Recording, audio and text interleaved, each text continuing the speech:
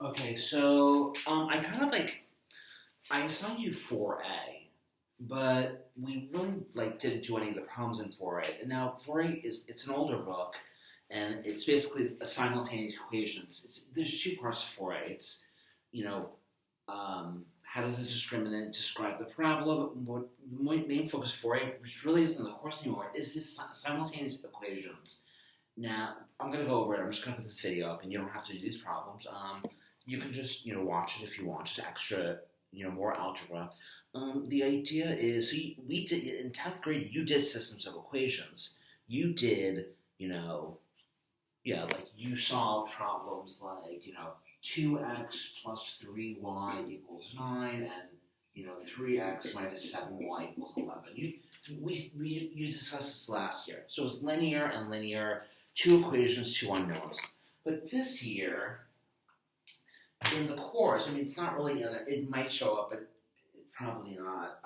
They do with a linear and a conic. Now, a conic is a family of equations relations which represent either a circle, a parabola, an ellipse, and a hyperbola. Now, this is way outside the scope of this class. The equation is of the form ax squared plus bx plus cy squared plus dy equals e.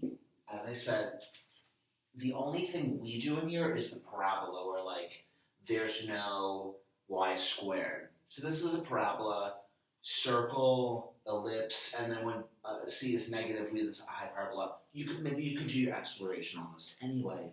So it's kind of like the systems of equations. You might have two equations. For example, example 1, you have y equals 2x minus 1, and y equals x squared minus 3x plus 5. Now, what I focused on was, I said, how do you know how many points of intersections are there? And basically what we did was, so it's no different than systems of equations. We both have y, so we set both of these parts equal to each other. Now in this class, for this course, you do have to know how to be able to figure out how many points of intersection there are. And so we would set these equal to each other, set it equal to 0.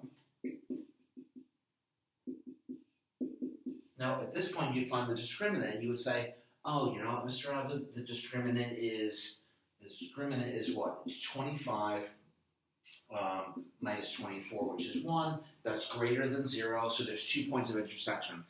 In a more advanced class, I might say, well, what are those points of intersection? Well, you would solve for x,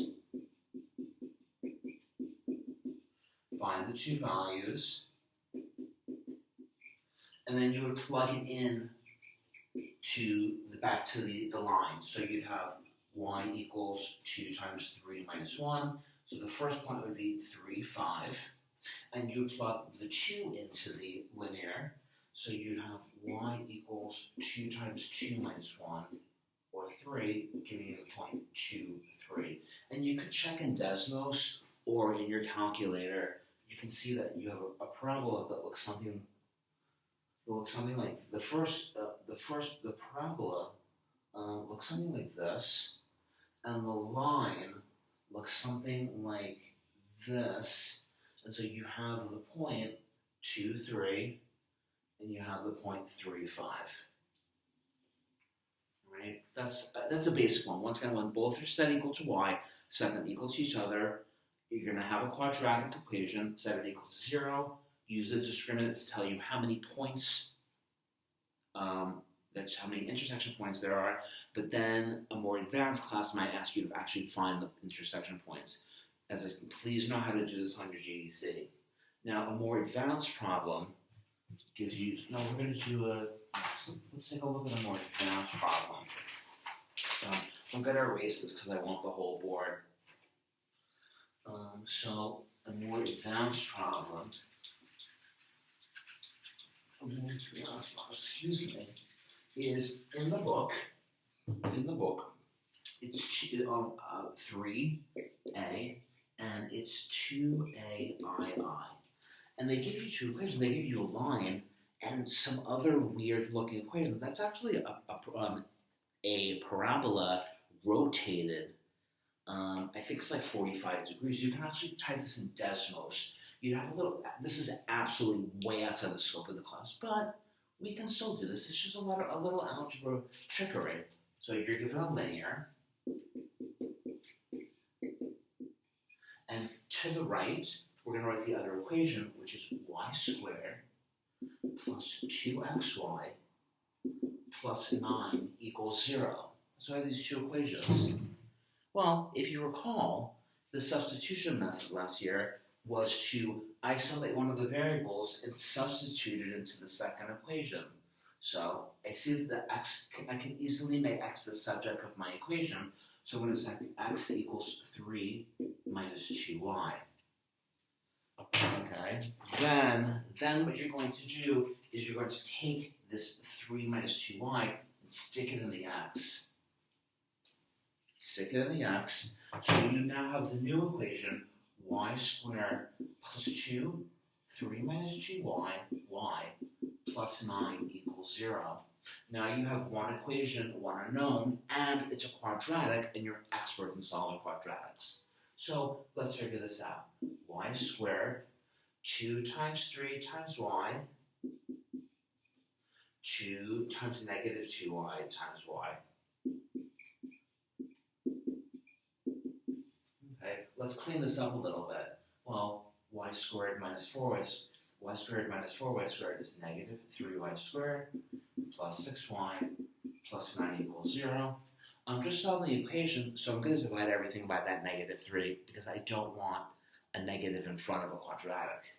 Divide everything by negative 3, and I have y squared minus 2y minus 3 equals 0. Okay. It's a quadratic. We're experts. So I'm going to factor y minus 3, y plus 1 equals 0. I have two answers, y equals 3, y equals negative 1, and then put it back in. Let me get my red marker. All right.